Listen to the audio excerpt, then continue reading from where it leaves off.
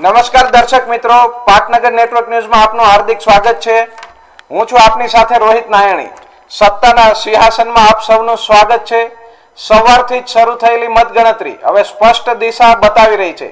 આસામમાં ભારતીય જનતા પાર્ટી હેડ્રિક તરફ, કેરળમાં લેફ્ટ ડેમોક્રેટિક ફ્રન્ટ અને યુનાઇટેડ ડેમોક્રેટિક ફ્રન્ટ વચ્ચે ટક્કરમાં ડેમોક્રેટિક ફ્રન્ટ કોંગ્રેસ તરફી વિજયના રથ આગળ, જ્યારે તમિલનાડુમાં ડીએમકે અને એઆઈડીએમકે થી ટીવીકે આગળ વધી રહી છે. શું આ પરિણામ દેશની રાજનીતિમાં મોટો ફેરફાર લાવશે? આસામમાં વધુ વિગતવાર સત્તાના સિંહાસનમાં જોઈએ આપણે.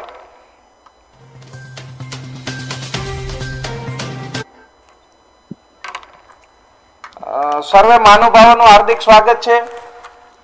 લિપિબેન, ભાર્ગવભાઈ, ચીમનભાઈ વિંજુડા, આપ સર્વેનું પાટનગર નેટવર્ક ન્યૂઝમાં હાર્દિક સ્વાગત કરીએ છીએ. ભાર્ગવભાઈ, તમારથી જ શરૂઆત કરશું કે આ જે રીતે આપણો સિનારીઓ જોઈ રહીએ છીએ, બંગાળ, કેરળ, પોંડેચેરી, આસામ અને તમિલનાડુ, તો જે આ ભાજપનું ને બધું સંભવિત હતું તે મુજબ જ આવી રહ્યું છે કે કઈ ચોંકાવનારા પરિણામો છો? આપ કઈ રીતે મૂલવો છો? ભાર્ગવભાઈ.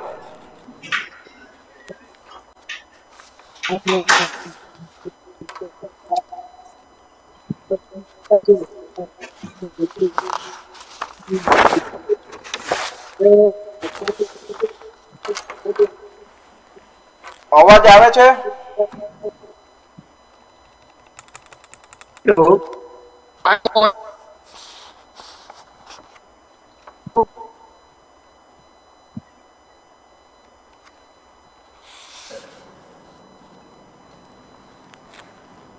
લાગે છે અવાજ કટ છે. લિપિબેન, આપની પાસે આવીશ. 15 વર્ષના દીદીના શાસનનો અંત અને પશ્ચિમ બંગાળમાં કેસરીઓ લહેરાય, એને આપ કઈ રીતે જોવો છો? જે ચોક્કસથી 15 વર્ષ બાદ પશ્ચિમ બંગાળમાં ભાજપ ઇતિહાસ રચવા જઈ રહ્યું છે અને મમતા દીદીના કુશાસનનો પૂરેપૂરો અંત આવવા જઈ રહ્યો છે, ત્યારે બમ્પર વોટિંગથી મમતા દીદીની બમ્પર વિદાય થશે એ જી દેખાય છે.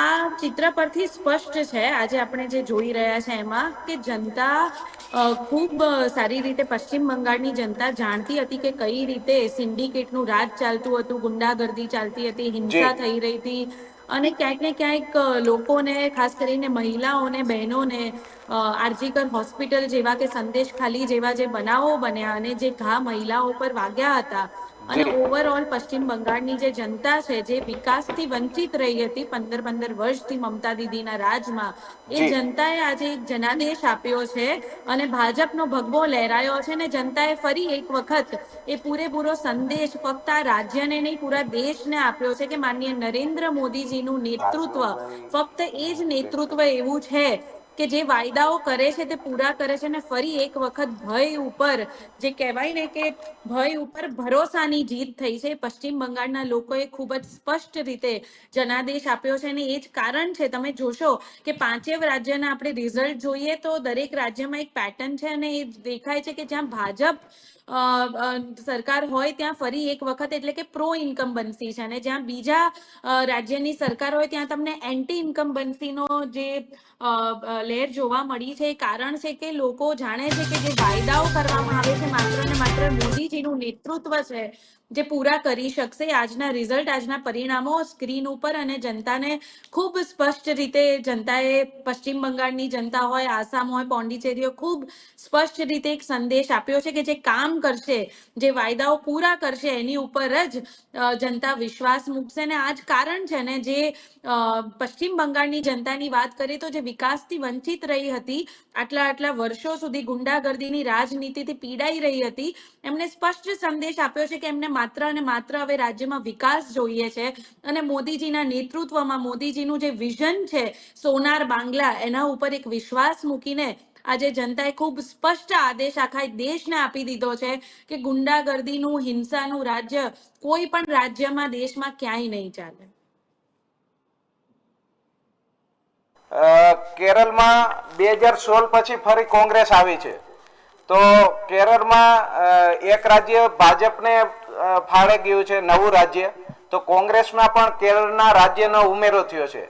તો આપ શું કહો છો એ વિશે? ચોક્કસથી કહેવા માંગીશ કે મેં તમને પહેલા પણ કહ્યું કે જ્યાં ભારતીય જનતા પાર્ટીની સરકાર હોય છે ત્યાં પ્રો ઇન્કમ્બન્સી દેખાય છે, હા. અને જ્યાં બીજી સરકારો છે ત્યાં એન્ટી ઇન્કમ્બન્સી છે.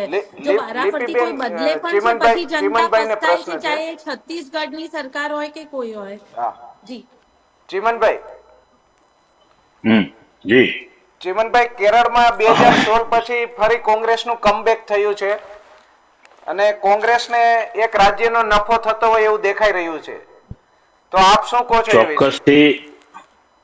ચોક્કસથી રોહિતભાઈ, જી તમે જુઓ કે ઘણી જગ્યાએ જ્યાં ભારતીય જનતા પાર્ટી અત્યારે જીત મેળવી રહી છે એના કારણો હું પછી કહીશ, પણ જી કેરળમાં અમે ફરીથી કમબેક કર્યું છે. એટલા માટે કર્યું છે જી કે જ્યાં જ્યાં ત્રુટીઓ દેખાણી, જ્યાં જ્યાં અમને એમ લાગ્યું છે કે સરકાર ક્યાંક નબળી પડી છે, જ્યાં એની ખામીઓ છે એ જી ઉજાગર કરવામાં અમે કેરળમાં કદાચ સફળ થયા છીએ. બીજા જી રાજ્યોમાં નથી થયા એ વાત અલગ છે. બાકી કેરળમાં અમે જે સરકાર જે હંમેશા જી કરી કે ભાઈ દાદાગીરી હતી, અને તો આ આપણે ગુજરાતની વાત કરીએ રોહિતભાઈ નાયણી, જી તો મુખ્યમંત્રીના વિસ્તારમાં દારૂ વેચાય, એ જી દારૂ વેચતા એક પત્રકાર એનું સ્ટિંગ કરે, એ સ્ટિંગ કર્યા પછી પત્રકારને જેલમાં નાખવામાં આવે. તો આ શું છે? આ દાદાગીરી નથી? જી કોંગ્રેસની 700 થી વધુ 730 સીટો બિનહરીફ કરવામાં પોલીસનો દુરુપયોગ કરવામાં આવે, પોલીસ ઉમેદવારોને પકડી જાય, પોલીસ ઉમેદવારોના ઘરે જઈને એને ધાક ધમકી આપે, તો જી આ દાદાગીરી નથી ભાઈ? તો તમે આ એક વસ્તુ તમે જે કરો એ દાદાગીરી નહીં, અને બીજા કરે એ દાદાગીરી. તો આ વસ્તુ વ્યાજબી નથી. ચોક્કસથી એ લોકોએ વિચાર કરો, તમે ઈરાનમાં 70,000 નું લશ્કર જો ટ્રમ્પ મોકલતા હોય, જી અને બાંગ્લાદેશમાં આપણે રાજ્ય હોવા છતાં 2.5 લાખનું તમે સૈન્ય મોકલો છો ભાઈ. આ તો કઈ તમે તમે દાદાગીરીથી સત્તા લેવા માંગો છો? 2.5 લાખ લોકોએ, અને તમે આપણે વિઝ્યુઅલ જોયા છે કે મતદારોને ચાલુ ઇલેક્શનમાં પોલીસ દ્વારા મારવામાં આવે છે ભાઈ. આ તો લોકશાહી છે કે ડિક્ટેટરશીપ છે? ખબર જ નથી પડતી. આપણે લોકશાહીમાં જીવી રહ્યા છીએ કે પછી શું, ક્યાં જીવી રહ્યા છીએ? એટલે ઘણી બધી બાબતો જે ભારતીય જનતા પાર્ટી સત્તાનો દુરુપયોગ કરી, દાદાગીરી કરી. બંગાળમાં પણ જુઓ તો કેટલા બધા નામો કાઢી નાખ્યા ભાઈ તમે. અને એ એમ કહેતા હોય કે અમે બાંગ્લાદેશીઓ જે અહીંયા છે એમને કાઢીએ છીએ, તો એમની વાત તદ્દન ખોટી એટલા માટે છે કે કોંગ્રેસની સરકાર વખતે જે આંકડો હતો બાંગ્લાદેશીઓને પરત મોકલવાનો, એ ભારતીય જનતા પાર્ટીમાં નથી. છેલ્લા 10 વર્ષના આંકડા જુઓ અને કોંગ્રેસની સરકારના આંકડા જુઓ, તો સૌથી વધુ ડિપોર્ટ કર્યા હોય જી બાંગ્લાદેશીઓને તો કોંગ્રેસની સરકારમાં છે. ભારતીય જનતા પાર્ટીની સરકારમાં તો એ રેશિયો 10% થઈ ગયો છે. તો જે ખાલી ફક્ત દાદાગીરી કરી અને તમે ધાક ધમકી આપી અને મત લો છો, એ મત નથી ભાઈ. એ તમે દાદાગીરીથી લીધેલા મત છે રોહિતભાઈ. કે ચોક્કસથી આપણે તમિલનાડુમાં ચોક્કસથી આની કેમ પ્રતિક્રિયા આપવા માંગીશ. પરફોર્મન્સ પ્રોપર નથી રહ્યું? શું તમારે સાથી પક્ષ બદલવાની જરૂર નહોતી? હાલ તમે આપણું ગઠબંધન એઆઈડીએમકે સાથે છે. એઆઈડીએમકે નો ડાઉટ બીજા નંબરની પાર્ટી રહી છે, ડીએમકે ત્રીજા નંબરે, વર્તમાન સરકાર ત્રીજા નંબરે રહી છે. પરંતુ જો તમે ટીવીકે સાથે જોડાણ કર્યું હોત તો અત્યારે બંનેની ગઠબંધન વાળી સરકાર રચાઈ શકે. આપ શું કહો છો? મને કહો છો રોહિતભાઈ? લિપિબેન. હું ચોક્કસથી પહેલા ભાઈએ જે વાત કરી એની પ્રતિક્રિયા આપવા માંગીશ, ત્યારબાદ આપના સવાલ પર આવીશ. હું ચોક્કસથી એ કહેવા માંગીશ કે ભ્રષ્ટાચાર, હિંસા, ગુંડાગર્દી, સિન્ડિકેટનું રાજ જે પશ્ચિમ બંગાળમાં હતું, એ કોની રાજમાં હતું એ પૂરેપૂરા આખા દેશની જનતા ખૂબ સારી રીતે જાણે છે. ને એ જ કારણ છે કે બમ્પર વોટિંગથી બમ્પર વિદાય મમતા દીદીની થઈ રહી છે. આ જી ખૂબ સારી રીતે જણાય છે. અને હું ચોક્કસથી ભાઈને એ કહેવા માંગીશ કે આ છે ને વિપક્ષનું કાયમનું જ છે કે જ્યારે હારે ને ત્યારે કોઈને કોઈ રીતે ઠીકરા ફોડવાના. આજે જી કેરળમાં જીતે છે તો અમારી જીત છે, અને બીજે હારે છે તો આ પ્રકારના કેન્દ્રીય દબાણોથી જીતે છે. આ પ્રકારનું ઠીકરું ફોડવાનું એમની એક નેગેટિવ માનસિકતા દરેક જગ્યાએ, અહીંયા ગુજરાતની સ્થાનિક સ્વરાજની ચૂંટણી હોય કે આખા દેશના જુદા જુદા રાજ્યોની ચૂંટણી હોય કે લોકસભાની ચૂંટણી હોય, એમની માનસિકતા દેખાય છે. ચોક્કસથી કહેવા માંગીશ કે પશ્ચિમ બંગાળમાં પહેલા 7 થી 8 ચરણોમાં જુદા જુદામાં ચૂંટણી થતી, ત્યારે દરેક ચરણમાં 1.5 લાખથી વધુ સૈન્યને ઉતારવામાં આવતું હતું. અત્યારે તમે જુઓ કે 2 જ ચરણમાં ચૂંટણી કરવામાં આવી છે અને ટોટલ 2.5 લાખથી પણ ઓછું છે. ભાઈએ જ આંકડો આપ્યો છે.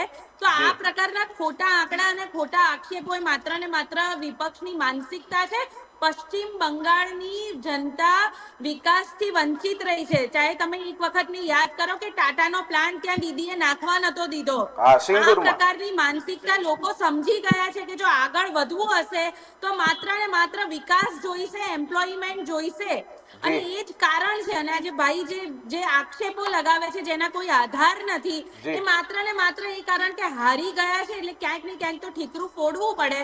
પરંતુ આજે જનતાનો આદેશ, ચાહે આસામમાં સતત 3જી વખત ભારતીય જનતા પાર્ટી એનડીએની સરકાર હોય, પોંડિચેરીમાં સતત બીજી વખત એનડીએની સરકાર હોય, પશ્ચિમ બંગાળમાં ઐતિહાસિક સત્તા પરિવર્તન હોય, એના પરથી આપણે ખૂબ સ્પષ્ટ રીતે જોઈ શકીએ છીએ કે જ્યાં જ્યાં ભારતીય જનતા પાર્ટીની સરકાર હોય ત્યાં એન્ટી ઇન્કમ્બન્સી નહીં, પ્રો ઇન્કમ્બન્સી આવે છે. અને પશ્ચિમ બંગાળની જનતાએ ખૂબ સ્પષ્ટ જનાદેશ આપ્યો છે કે કોની ગુંડાગર્દીની રાજનીતિ હતી અને હવે ભય ઉપર કહેવાય ને કે ભરોસાની જીત થઈ છે. ત્યારે આ તદ્દન આક્ષેપો એકદમ બેઝલેસ છે અને ક્યાંક ને ક્યાંક એમને ઠીકરું ફોડવું છે.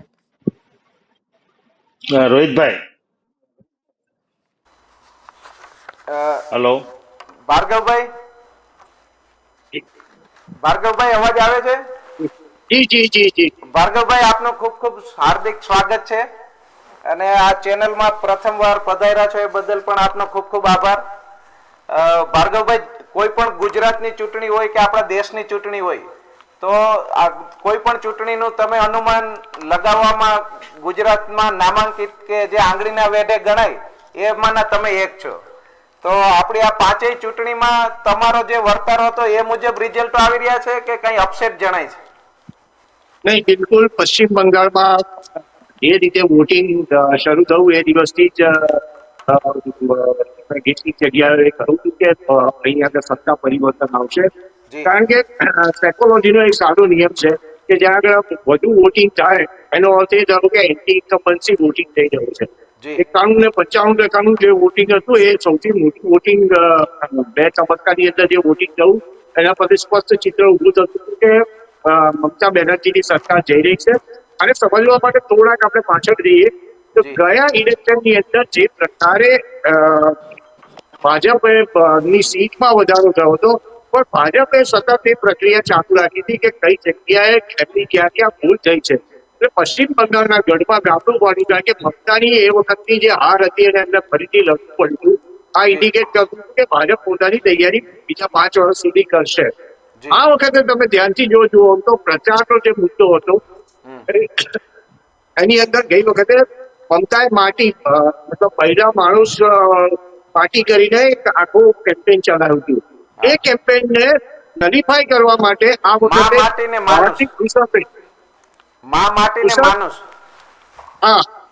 એટલે કુશળ પેઢિયા જે માટીની સામે કુશળ પેઢિયાઓને કેમ રાખવા, એટલે કુશળ પેઢિયાને કોણ તો રોહિંગ્યા. આ રોહિંગ્યા છે એ એસ્ટાબ્લિશ કરવાનો પ્રયત્ન કર્યો અને રોહિંગ્યા હોવાના કારણે તમારો રોજગાર જે છે એ એસ્ટાબ્લિશ કરવાની અંદર ભાજપ સફળ રહ્યું. અને એનું આ પરિણામ છે કે ભાજપને અહીંયા પશ્ચિમ બંગાળની અંદર મોટા પાયે સફળતા મળી રહી છે. અને આ એક બહુ જ મોટી જીત છે ભાજપ માટે, કારણ કે પશ્ચિમ બંગાળના દરવાજો ખોલવો એ ભાજપ માટેની બહુ મોટામાં મોટી જીત ગણી શકાય. જી ચિમનભાઈ, તમારી પાસે આવીશ. ચિમનભાઈ, પશ્ચિમ બંગાળમાં અધીર રંજન ચૌધરી પછી કોંગ્રેસનો કોઈ એક્ટિવ ચહેરો આપે એસ્ટાબ્લિશ નથી કર્યો. અને જ્યારે ઇન્ડિયા ગઠબંધન બનેલું ત્યારે પણ અધીર રંજન ચૌધરી મમતા દીદી ડિસ્ટર્બ થાય તેવા નિવેદનો કરતા હતા અને ગઠબંધનને પણ નુકસાન થતું હતું. ખુદ કોંગ્રેસ પક્ષને પણ અમુક ટાઈમે નુકસાની વેઠવી પડતી હતી. તો તમે પશ્ચિમ બંગાળમાં કોંગ્રેસ કેમ ડેવલપ ના થઈ અથવા તો કોઈ એવો ચહેરો કેમ રજૂ ના કરી શક્યા? રોહિતભાઈ, પશ્ચિમ બંગાળની આખી પરિસ્થિતિ જુદી છે. એને જે રીતે મૂલવવાની હોય એ રીતે આપણે મૂલવતા નથી. તમે વોટ શેર જોજો, આ વખતે કોંગ્રેસનો વોટ શેર વધ્યો છે ત્યાં, એ તમે ચોક્કસથી જોશો એટલે ખ્યાલ આવશે. જી વાત રહી પશ્ચિમ બંગાળની, તો રોહિંગ્યાની રાજકીય વિશ્લેષકે વાત કરી, એને ભગાડવાની વાત કરી. તો સાહેબ આ બધાની જવાબદારી કોની? કેન્દ્ર સરકારની છે જી કે ભાઈ બાંગ્લાદેશીઓ અહીંયા છે તો એમને ડિપોર્ટ કરવાની જવાબદારી કોની? કેન્દ્ર સરકારની. જી કેન્દ્રમાં ભારતીય જનતા પાર્ટી બેઠી છે. તો કોંગ્રેસના સમયમાં જેટલા બાંગ્લાદેશીઓને ડિપોર્ટ કરવામાં આવ્યા એનાથી પણ ઓછા 10% લોકોને જ ડિપોર્ટ કરવામાં આવે છે. તો ભારતીય જનતા પાર્ટી કઈ એ લોકોને દૂર કરી અને નથી સત્તા પર આવી. મેં કહ્યું એમ દાદાગીરી કરીને બેને વાત કરી, તમને મણિપુરમાં હિંસા નથી દેખાતી બે? તમને મણિપુરમાં મહિલાને નગ્ન કરીને ફેરવવામાં આવે, જે આપણા માટે, દેશ માટે શરમની બાબત છે, એ તમને નથી દેખાતી. આસામના મુખ્યમંત્રીના પત્ની છે, કરોડોની મિલકતનો ભ્રષ્ટાચાર કરે, એ તમને નથી દેખાતો. અરે ગુજરાતની વાત કરીએ તો હાટેશ્વરનો જે બ્રિજ છે, જેને ખરાબ કર્યો એના પૈસા તમે એને આપ્યા, એને તોડવાના તમે એને પૈસા આપ્યા, ફરીથી બનાવવાના પૈસા આપ્યા. તો ભ્રષ્ટાચાર તો ભારતીય જનતા પાર્ટી કરી રહી છે. જી ભાઈ જે એજન્સી પુલ ખરાબ કરે, જે એજન્સીને ફરીથી તમે એને તોડવાનો કોન્ટ્રાક્ટ આપો, પાછો ફરીથી નવીને બનાવવાનો આપો. ભાઈ તમારે આનાથી વધારે ભ્રષ્ટાચારનું કયું ઉદાહરણ હોઈ શકે? અને મેં કહ્યું એમ સીએમ ના વિસ્તારમાં દારૂ વેચાય, દારૂ વેચવાનું સ્ટિંગ કરવામાં આવે અને એ પત્રકારને તમે જેલ ભેગો કરો. અરે ભાઈ ગુજરાતમાં દારૂબંધી છે કે નથી?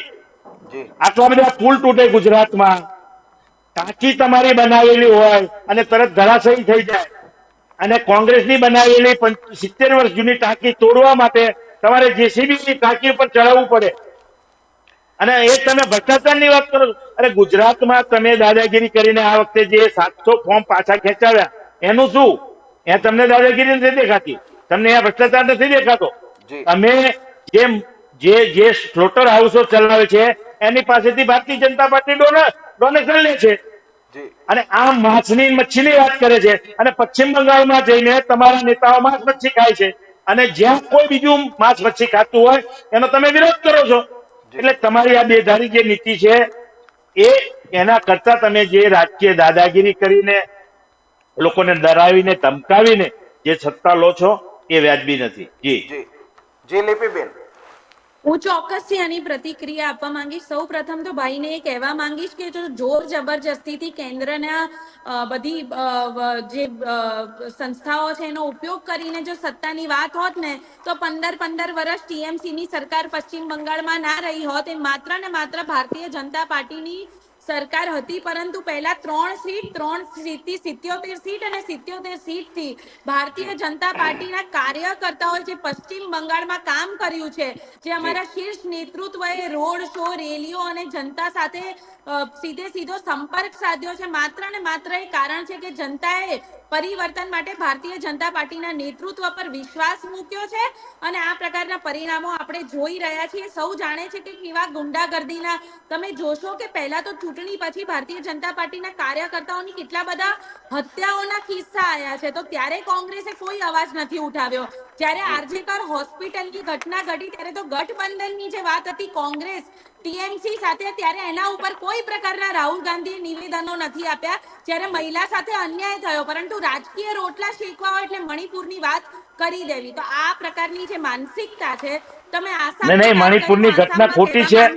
મણિપુરની જે ઘટના, બેન મને જવાબ આપો, કે જ્યાં હેમંતો બિસ્વાજીની મણિપુરની પત્ની ઘટના ઉપર ખોટી છે? કોંગ્રેસના મણિપુરમાં શીર્ષ કોનું નેતાઓએ જે રાજ્ય છે? જુઠ્ઠાણાઓ ફેલાવ્યા અને એનું સત્ય નહીં, જ્યારે મણિપુરમાં બહાર કોનું આવ્યું રાજ્ય ત્યારે છે બેન?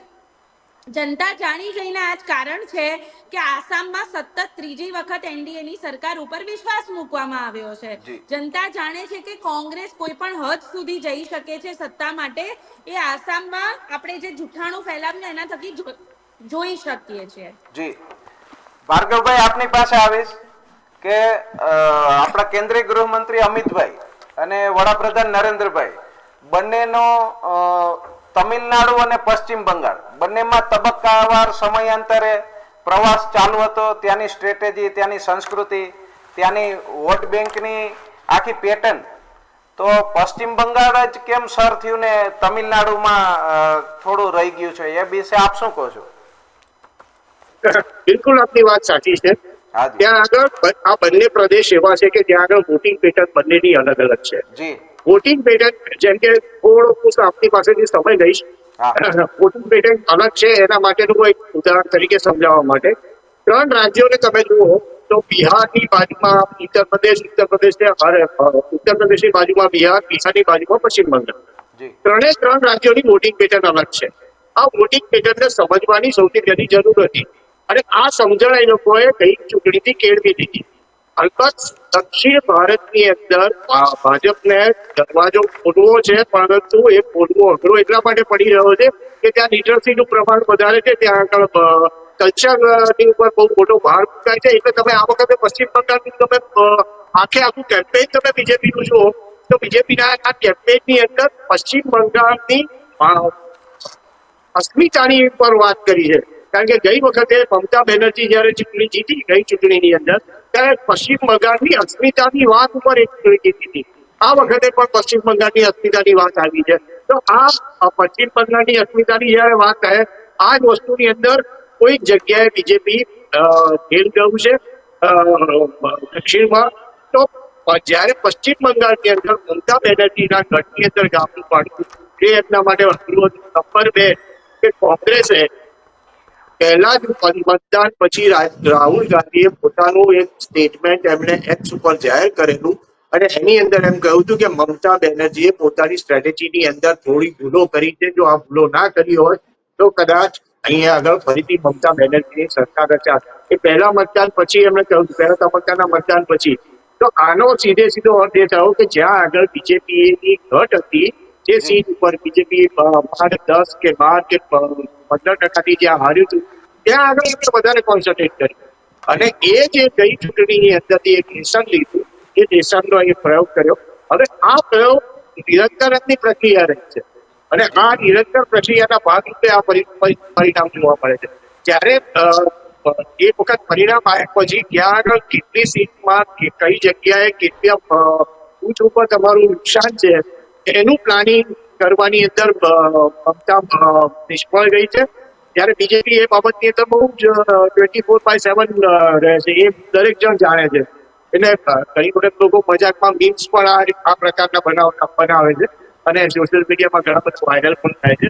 તો આ એટલે જાલમુડી એક સાદું ઉદાહરણ તરીકે કહું છું કે જાલમુડી એમાંનો એક કિસ્સો છે. હવે જાલમુડી ગયા પ્રચારની અંદર જાલમુડી ક્યાંય હતું જ નહીં.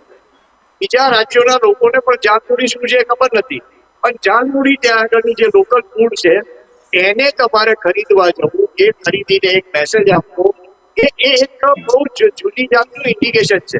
જે ઇન્દિરા ગાંધીના સમયની અંદર ઇન્દિરા ગાંધી પણ પોતે આ પ્રકારના ઇન્ડિકેશન આપતા અને એના કારણે એક બોન્ડિંગ વધતું જાય છે અને એ બોન્ડિંગ વધવાના કારણે પશ્ચિમ બંગાળની અંદર મોટો ફરક પડે છે. જ્યારે સાઉથની અંદર આ બોન્ડિંગ ઊભું કરવામાં બીજેપી થોડું નિષ્ફળ રહ્યું છે અને સાઉથની અંદર નિષ્ફળ રહેવાના કારણે તમે કહ્યું ને કે પરિણામોની અંદર એટલી મોટી સફળતા તેમને દેખાઈ નથી. એટલે આ ઘણા બધા પરિબળોને એક કરવામાં આવ્યા છે. રહી વાત જ્યારે રોહિંગ્યાની વાત રહી તો રોજગાર એ સૌથી મોટી સમસ્યા આજે માત્ર પશ્ચિમ બંગાળ નથી, દેશના તમામ રાજ્યોની અંદર રોજગાર એક મોટી સમસ્યા છે. તમે અત્યારે આજની તારીખની અંદર માત્ર આપણું ગુજરાત જો લઈએ તો ગુજરાતની અંદર 17.3% મારો આંકડો નથી, આ ગુજરાત IIM નો આંકડો છે. 17.3% લોકો એવા છે કે સવારે નોકરી કરી સાંજે ડિલિવરી બોય તરીકે અથવા તો કારણ કે હું કંપનીઓના નામ નથી આપતો એટલે ડિલિવરી બોય તરીકે અલગ અલગ કંપનીઓમાં કામ કરે છે અથવા તો ટ્રાન્સપોર્ટેશનનું જેમ કે કેબ ચલાવે છે. તો આ કરીને પોતાની પરિસ્થિતિને આર્થિક રીતે સદ્ધર કરવાનો પ્રયત્ન એટલે બે છેડા ભેગા કરવાનો પ્રયત્ન કરે છે. આ સંજોગોમાં જયારે તમે રોજગારની વાત બંગાળની અંદર લઈને આવો તો એ 100% લોકોને અપીલ કરે અને એ અપીલ જે કરી ગઈ છે એની અંદર બીજેપીને મોટો ફાયદો થયો. ભાર્ગવભાઈ, તમિલનાડુમાં પણ જે ધાર્મિક સ્થળો છે ત્યાંના નામાંકિત મંદિરો છે ત્યાં પણ મોદી સાહેબ દક્ષિણ પહેરવેશ ધારણ કરીને જાય છે. ત્યાંના વાતાવરણને લોકલ સંસ્કૃતિ મુજબ એ લોકોને એટેચમેન્ટ કરે છે. ગત બિહારની ચૂંટણીમાં પણ એમણે ગમછો લહેરાયો હતો. તો બિહારમાં ગમછો કામ કરી ગયો છે, અહીંયા ઝાલમુરી કામ કરી ગઈ છે. બેન લિપિબેન, હું આપની પાસે આવીશ કે જે મોટા રાજ્યો હોય છે અથવા બીજેપી વિરોધી એનટી સરકારો હોય છે, તો એક આખા દેશમાં મેસેજ એવો જાય છે કે અમિતભાઈ અને મોદી સાહેબ જ આખો ખભે ભાર લે છે ને એ જ પાર પાડે છે.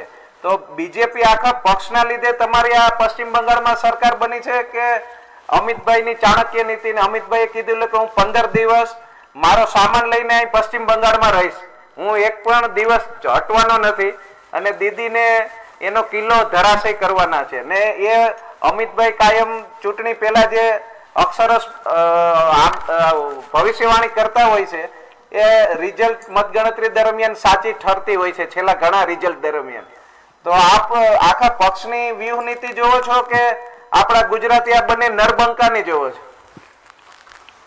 જે ચોક્કસથી જ્યારે કોઈ પણ પ્રકારના ચૂંટણીના પરિણામો ખૂબ સારા, આટલા ઐતિહાસિક પરિવર્તન જ્યારે જનતા જનાદેશ આપતી હોય ત્યારે ચૂંટણીમાં ઘણા બધા પરિબળો છે જે કામ કરે છે. હું ચોક્કસથી કહેવા માંગીશ કે જમીન પર ખૂબ જ મહેનત કરેલા, પશ્ચિમ બંગાળની વાત હોય તો ત્યાંના જે કાર્યકર્તાઓ છે, પહેલાની ચૂંટણીમાં તમે જોશો કે એમની હત્યાઓ થઈ છે, ત્યારબાદ પરિણામ જ્યારે આવ્યું છે, છતાં કાર્યકર્તાઓ જમીન પર જે મજબૂતાઈથી કાર્ય કરે છે. ભારતીય જનતા પાર્ટીનું જે પેજ કમિટી હોય, માઇક્રો મેનેજમેન્ટ હોય અને એના ઉપર જેમ તમે વાત કરી કે ચાણક્ય નીતિ, ખૂબ સરસ સ્ટ્રેટેજીથી માનનીય ગૃહમંત્રી અમિત શાહજીએ દર વખતે જ્યારે 3 સીટ હતી ત્યારે, જ્યારે 77 સીટ હતી ત્યારે અને આજે જ્યારે પ્રચંડ ઐતિહાસિક જે જીત થઈ રહી છે ત્યારે પણ ચાણક્ય નીતિ અને સ્ટ્રેટેજીથી એમણે હંમેશા પશ્ચિમ બંગાળમાં ખૂબ મહેનત કરી અને કઈ રીતે પરિવર્તન આવે તેના ઉપર સતત કાર્યરત રહેવાની જે કાર્ય પદ્ધતિ અપનાવી હતી, એ જ આજે 12 વર્ષ પછી એ પરિણામ છે એમની ચાણક્ય નીતિ અને એમની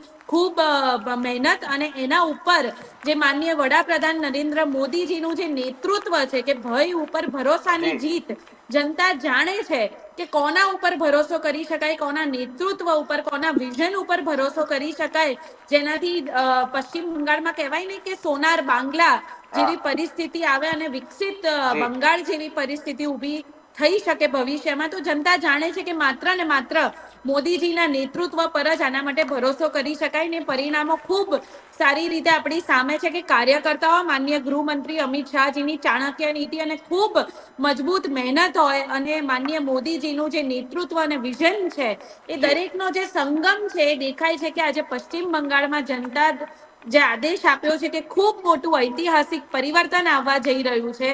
આખા દેશ માટે ખૂબ જ મહત્વનો સંદેશ આપણને મળ્યો છે. જી ચિમનભાઈ, હું આપની પાસે આવીશ. જ્યારે પણ મતગણતરીનું રિઝલ્ટ હોય ત્યારે કોંગ્રેસના કોઈ પણ નેતા કે પ્રવક્તા એવું કહેતા હોય છે કે ભાઈ કોંગ્રેસનો વોટ શેર વધ્યો, આટલા ટકા કોંગ્રેસ અપ થઈ. પણ નંબર ઓફ સીટમાં કોંગ્રેસ ક્યારેય ગુજરાતની વાત કરીએ તો આવતી નથી. સ્થાનિક સ્વરાજની ચૂંટણીમાં મોટાભાગની નગરપાલિકા છે, મહાનગરપાલિકા છે, તો વિપક્ષનું નેતા પદ પહોંચવાના પણ આપણી પાસે નંબર ઓફ સીટ નથી. તાજેતરમાં જ આપણા પ્રદેશ પ્રમુખ અમિતભાઈ ચાવડાની આંકલાવ સીટની બાજુમાં જ ઉમરેઠની પેટા ચૂંટણી છે. નો ડાઉટ જેનું નિધન થયું હોય તો એના કુટુંબની સહાનુભૂતિમાં રિઝલ્ટ મોટા ભાગે આવતું હોય છે, પરંતુ આપણે એને પેટા ચૂંટણીમાં કાંટાની ટક્કર પણ નથી આપી શકતા કે નજીક નજીક જીતની સરસાઈ પણ પહોંચી નથી શકતા. સ્થાનિક સ્વરાજમાં ગુજરાતમાં કોંગ્રેસને નંબર ઓફ સીટનો ખૂબ રકાસ થયો છે અને ત્રીજા નંબરે જનરલ બધે જતી રહી છે. બીજા નંબરે આમ આદમી છે મોટા ભાગના અમુક અપવાદ બાદ કરતા. તો કોંગ્રેસે ગુજરાતમાં કેમ મજબૂત નથી થતી ને ગુજરાતમાં નેતૃત્વનો સુધાર કરવાની જરૂર છે કે રોડ ઉપર જે ભાજપની જે આક્રમકતા છે કાર્યકર્તાઓની એ પ્રમાણે કોંગ્રેસ કેમ નહીં થઈ શકતી? સૌથી પહેલા તો જો ભારતીય જનતા પાર્ટી જયારે કહેતી હોય કે બીજે ગુંડાગીરી ને દાદાગીરી, ચાલુ ઇલેક્શનમાં રાજ્યસભાના મેમ્બર ભારતીય જનતા પાર્ટીના એમ છે કે અહીંયા જો કોંગ્રેસની સીટ આવશે તો અહીંયા ગ્રાન્ટ નહીં આપવામાં આવે, આ વિસ્તારને ગ્રાન્ટથી. અને હમણાં જ આપણે જોયું કે જ્યાં ભારતીય જનતા પાર્ટીની હાર થઈ છે એવા 4 વિસ્તાર એવા છે કે જ્યાં એમણે રોડ રસ્તા ખોલી નાખ્યા, પુલ તોડી નાખ્યો. આ ભારતીય જનતા પાર્ટીની દાદાગીરી અને એમની તમે જુઓ કેટલી, જ્યાં હાર થઈ એવા 4 જગ્યા છે કે જ્યાં ભારતીય જનતા પાર્ટીના હારેલા ઉમેદવારે રોડ રસ્તા ખોદી નાખ્યા. પુલ તોડી નાખ્યા, આ પાણીના નળ કાઢી નાખ્યા, ખોદી નાખ્યા, રસ્તો ખોદી નાખ્યો. શું બતાવે છે ભાઈ? આ તમારી દાદાગીરી છે. અને જ્યારે નીચેના એમાં તો એવું હોય કે જો ગ્રાન્ટ નહીં મળે તો પ્રજાને એવું થાય કે જો અમને ગ્રાન્ટ જ નહીં ફાળવવામાં આવે તો અમારા વિસ્તારના કામો કેવી રીતે થશે? જી 700 લોકોને બળજબરી કરીને તમે ગુજરાતની ફોર્મ જનતાએ પાછા ખૂબ ખેંચાવો. સ્પષ્ટ જનાદેશ આપી નહીં, દીધો નહીં, છે નહીં. કે એમને તો કયા આ રસ્તાઓ ખોલ્યા ગુજરાતની નથી. જનતાએ અમારા સ્થાનિક કાર્યકર્તાઓ સ્વરાજમાં રસ્તા ખૂબ ના ખોલે સ્પષ્ટ એવું કહો સંદેશ મને. આપ્યો છે. જી તમે પેલા એ કહો કે ભારતીય જનતા પાર્ટીના હારેલા કાર્યકર્તાઓએ રસ્તા નથી ખોલ્યા એવું મને કહો. લાઈન ચીમનભાઈ, છોડો. 4 ચીમનભાઈ, જગ્યાએ તમને મોકલું. તમે રોહિતભાઈ, મારે રસ્તાનું બીજી પૂછો, પરંતુ સ્થાનિક સ્વરાજના પ્રચાર દરમિયાન અમદાવાદ, બરોડા, રાજકોટ અને સુરત ત્યાંના ઘણા વોર્ડ હતા કે જ્યાં ભાજપને પણ પ્રચાર કરવામાં પ્રશ્ન થતો. અમુક સોસાયટીના લોકો બેનર મારતા કે હજી કામ બાકી છે અરે અહીંયા. એમને પરંતુ તમે ભારતીય મતગણતરીમાં મારું નંબર ઓફ કહેવા- સીટમાં ભાજપ રિપીટ થાય છે, કોંગ્રેસ કેમ નહીં થતી? ભાઈ આપણો પ્રશ્ન દાદાગીરી એ કરીને મારી વાત સાંભળો. પોલીસનો ઉપયોગ કર્યો અમારા ઉમેદવારોને ધમકાવવા માટે. પોલીસના અધિકારીઓ અમારા ઉમેદવારના ઘરે ગયા અને એને ધમકાવ્યા છે ભાઈ. એટલે તમે વિચાર કરો, કોઈ પણ તમે હોય કે હું હોય, તમારા કુટુંબ ઉપર જયારે કંઈક આવે તો તમે નીચે ડાઉન થવાના જ છો. અને એના સિવાય બીજા લોકોમાં એક મેસેજ મોકલે છે હું કે ભાઈ જો આવું નહીં કરવામાં આવે તો આ ચોક્કસથી કરીશું. પૂછવા માંગીશ કે એટલે આજે આ જે કેરળમાં દાદાગીરી- તમારા પરિણામો તમારી અરે, તરફ છે, તો એમ શું નહીં. ધાક ધમકીથી તમારી તરફ છે? સીએમના કે વિસ્તારમાં જનતાએ દારૂ જનાદેશ વેચાય. આપ્યો છે? હું સીએમના ચોક્કસથી પ્રશ્ન વિસ્તારમાં પૂછવા દારૂ માંગીશ વેચાય કે અને જ્યાં પત્રકાર જીતે છે એને ત્યાં જેલમાં જીતે, પૂરો. જ્યાં હારે છે ત્યાં બેન, ધાક ધમકીથી હારે છે. નહીં, નહીં, આ તમને મણિપુર પ્રકારની નથી દેખાતું. માનસિકતા જે છે, નેગેટિવ ગુજરાતની માનસિકતા, બેરોજગારી કે નથી હંમેશા દેખાતી. બીજા ઉપર તમને આક્ષેપ કરવા. બેરોજગારી જ્યારે નથી હવે દેખાતી. મોટો એવો ગેસના સમય ભાવ છે વધેલા નથી કે દેખાતા. કોંગ્રેસે ખરેખર રોહિતભાઈ, પોતાનું ચિંતન કરવાની પાર્ટીમાં જરૂર રોહિતભાઈ, છે. મારે બીજી ચેનલમાં જવાનું. જનતા વારંવાર જી ભાઈ. આ પ્રકારનો ભાર્ગવભાઈ, આપની પાસે આવો ચિંતન ટાઈમનો અભાવ છે. કરવાની ભાર્ગવભાઈ, તમિલનાડુમાં ટીવી કે આ અભિનેતા વિજય, જેમણે ફર્સ્ટ ટાઈમ જ પાર્ટી બનાવી, ફર્સ્ટ ટાઈમ જ ચૂંટણીમાં ઝંપલાયું અને સેન્ચુરી પાર કરી છે, અને હાલે સીએમ પદના દાવેદાર ગણો કે સીએમ પદ નો તાજ એમને પહેરવાની તૈયારી છે, એને આપ કઈ રીતે મૂલવો છો? આ વિસ્તાર એક એવો છે કે જ્યાં આગળ આ પ્રકારના જે લોકો છે કે જેમને પોપ્યુલારિટી જેમની વધારે છે, જી. એમને તમે જયલલિતાથી માંડીને પાછળનો તમામ ઇતિહાસ તમે જુઓ તો જે લોકો ફિલ્મ સાથે સંકળાયેલા છે, જે લોકો આ ઇન્ડસ્ટ્રી સાથે સંકળાયેલા છે, એ લોકોનો દબદબો કાયમ ત્યાં આગળ રહેલો છે. અને એ લોકોનો દબદબો રહેલો છે કે એ લોકોને એક ઓરા ત્યાં આગળ ઉભો થાય છે. આ ઓરા ત્યાંની પ્રજા એકદમ ભણેલી હોવા છતાં આ ઓરાની અંદર રહે છે. અને આ ઓરાનો એક મોટો ફાયદો એમને મળ્યો છે. એટલે એ એક પ્લસ પોઈન્ટ એમને ત્યાં આગળ મળ્યો છે કે નવી પાર્ટી બની. જેમ કે DMK ની વાત કરીએ કે જયલલિતાની વાત કરીએ તો મૂળ એ લોકોનું ગોત્ર તો ત્યાંથી જ શરૂ થાય છે. તો આ બધા જ લોકોને આ એક ફાયદો ત્યાં એક સ્થાનની અંદર મળે છે. જેમ મેં કહ્યું કે એ કલ્ચર જે છે, એ કલ્ચર આ લોકોનું એ તરફ ઢળેલું છે. તો એ કલ્ચરનો ઘણો બધો ફરક પડે છે. ત્યાં આગળની માનસિકતાનો ઘણો બધો ફરક પડે છે. આખો દેશ, જેમ મેં પહેલા 3 રાજ્યોનું ઉદાહરણ આપ્યું, વોટિંગ પેટર્ન અલગ છે. આપણી પશ્ચિમની વાત કરીએ ને, ગુજરાત, મધ્યપ્રદેશ, મહારાષ્ટ્રની, ત્યાંથી વોટિંગ પેટર્ન સરખી છે કે રાજસ્થાનની. પણ આ બીજા બધા રાજ્યોની અંદર વોટિંગ પેટર્ન જુદી છે. એટલે એને સમજવા માટે પણ જરૂરી છે. પણ આ ઇતિહાસને આપણે જોઈને લઈને જઈએ તો તમે કહ્યું એ પ્રમાણે આ પહેલી વખત પાર્ટી બનાવીને જે રીતે આગળ વધી રહ્યા છે, એનું મુખ્ય કારણ પણ આ જ છે. જી જી, સમયનો ખૂબ ખૂબ અભાવ છે. આપ ત્રણેય મહાનુભાવોનું ખૂબ ખૂબ ધન્યવાદ, આભાર. અને પાટનગર નેટવર્ક ન્યૂઝના સત્તાના સિંહાસન આપનો ખૂબ ખૂબ આભાર માને છે. નમસ્કાર.